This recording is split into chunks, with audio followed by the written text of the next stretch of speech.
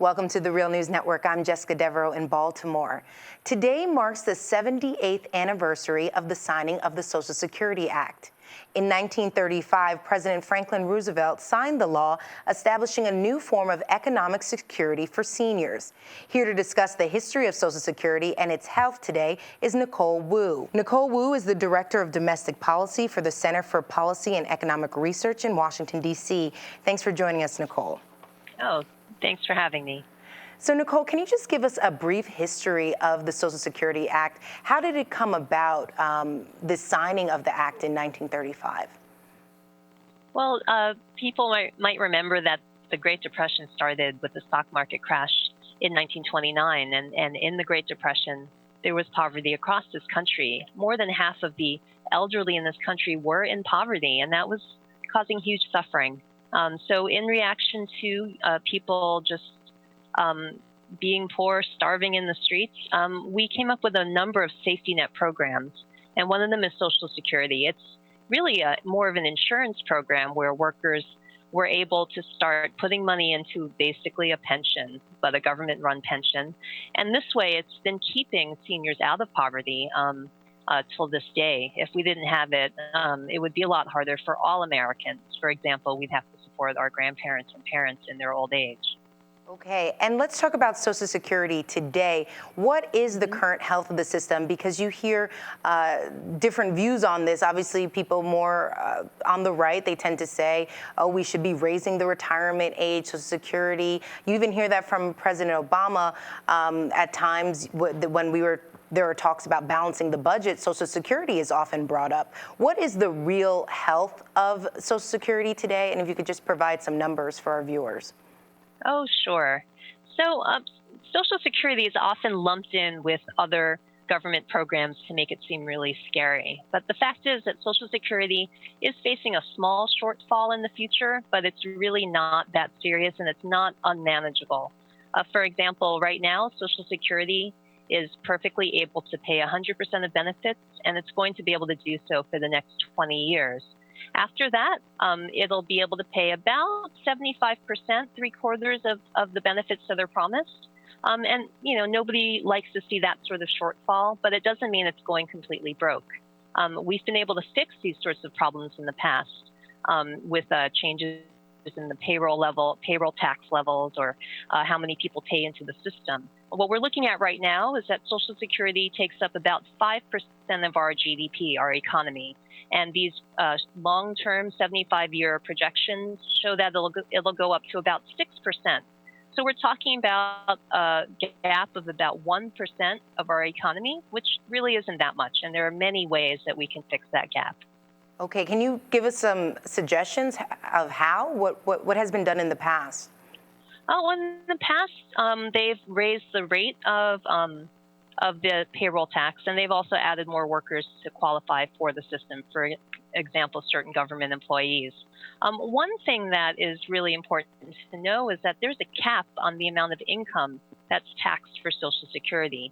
Right now, the first $113,700 of a person's income are taxed, and then any income that people make above that is tax-free when it's in terms of Social Security.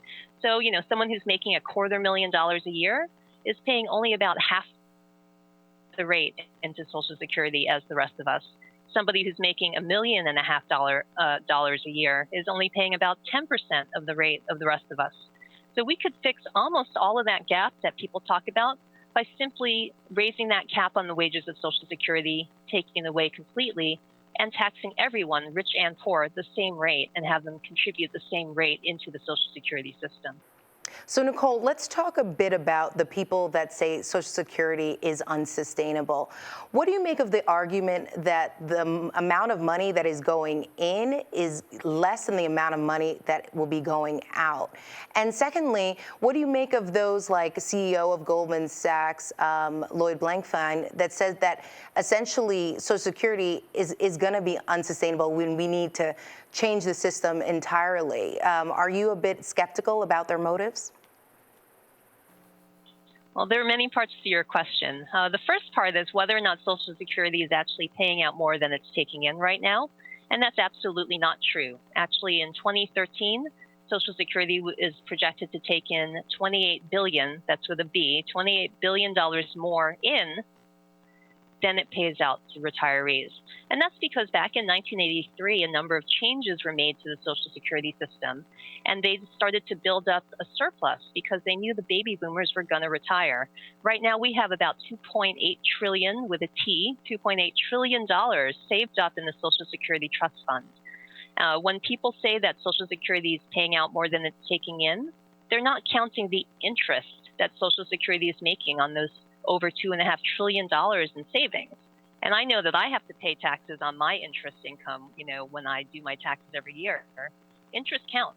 But the people who want to scare us about Social Security just don't count that. And that's really not fair because, the interest income is significant and it will build up our payroll taxes that we're paying in, and the interest will continue to accumulate so that by 2020, we'll have about almost $3 trillion in the trust fund. So that is not an issue. And when you do hear people say that we're in the red, they're simply not counting the interest. And I just don't think that's good accounting.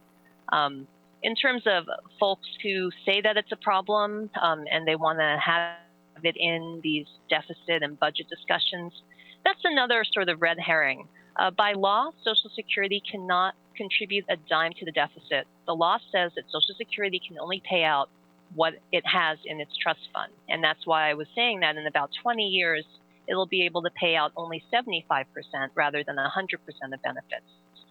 So there's no way that Social Security can contribute to the deficit because the law says that when it doesn't have enough to pay the full benefits, it simply doesn't. And it's never contributed to the deficit in the past because that's how the law has always been. Okay, let's switch gears a little bit and talk about unemployment and the high unemployment that we're seeing today. How is that going to have an effect on Social Security? Well, it reduces the amount of workers who are paying into the Social Security system. So it does exacerbate, the small shortfalls that we will see in the future. If we had more workers working, there'd be more workers contributing into the system, saving up for their retirement. So certainly, anytime we talk about jobs programs and reducing the unemployment rate, that would also help Social Security. Okay, thanks so much for joining us, Nicole. Thank you. And thank you for joining us on the Real News Network.